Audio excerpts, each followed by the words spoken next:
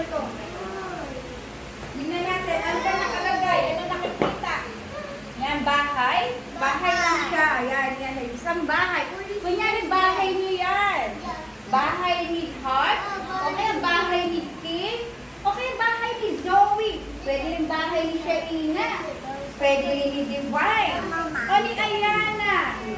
Pwede rin kay Aizel. Yan. So, andyan yung bahay nyo. Okay, ano pa?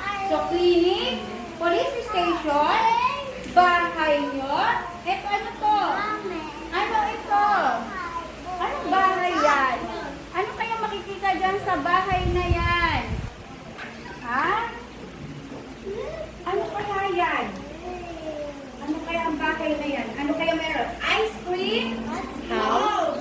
Pag gusto nyo kumain, punta? Ice cream? House. Ayan, sa ice cream house. Ito ay coffee shop.